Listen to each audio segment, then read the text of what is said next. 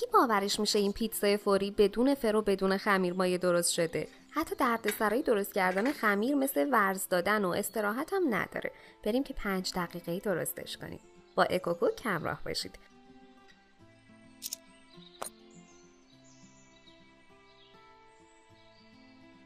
اول از همه یه دونه تخم مرغ رو توی یه کاسه بزرگ میشکنیم.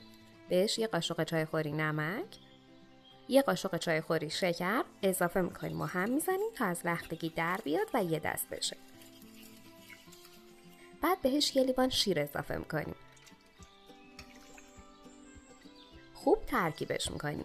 برامون جالبه بنویسید که بهترین پیتزایی که رفتید کدوم رستوران و توی چه شهر یا کشوری بوده و چه چیز خاصی باعث شده که به نظرتون متفاوت و خوشمزه تر بیاد. حالا یه قاشق غذاخوری روغن مایه،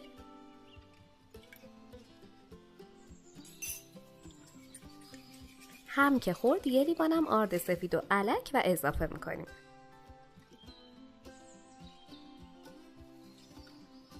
آرد رو کم کم اضافه میکنیم و مرتب هم میزنیم تا گلوله نشه.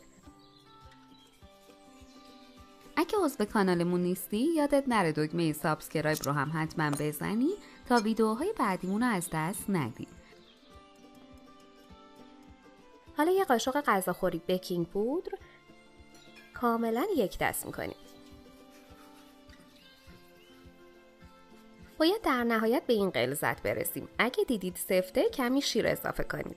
حالا یه تابه رو با کمک یه براش یا دستمال کاملا چرب میکنیم و رو حرارت کم میذاریم. 2 ملعقه از مواد داخلش میریزیم و سریع پخش میکنیم.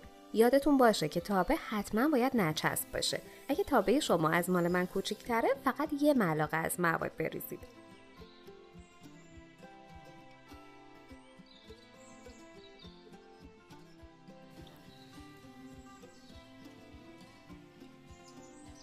حالا درشو ببندید تا روش حباب بزنه و بپزه. وقتی روی خمیرتون خشک شد سس دلخواهتون رو روش بریزید. از اونجایی که پیتزامون خیلی فوریه من سس کچاپ ریختم، اما اگه شما دوست ندارید میتونید براش سس مارینارا درست کنید یا اینجا یه کمی اورگانو و پودر سیر هم روی کچاپتون بپاشید. اگه دوست دارید خمیرتون خوب برشته بشه و احتمال سوختنش هم کمتر شه، قبل اضافه کردن سس خمیر رو برگردونید و روی سمت دیگه‌اش سس بریزید.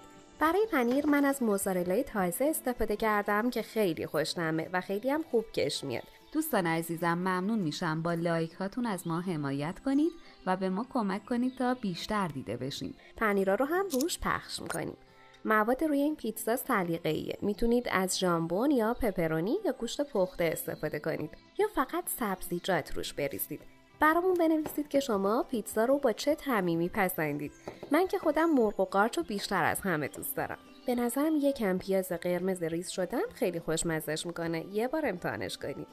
حالا مقداری هم قارچ ورقه‌ای تفت داده شده هم روش میریزیم. کمی فلفل دلمه نگینی، یکم پودر آویشن، بعد هم دوباره پنیر. درش رو میذاریم تا با حرارت ملایم رو به متوسط پنیرها ذوب شن. فقط حواستون باشه زیرش نسوزه.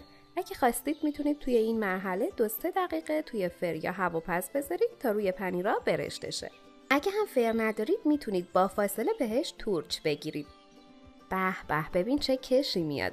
نونش هم حسابی برشته و ترد شده. برای موقعی که وقت نداری یه گزینه فوق‌العاده است.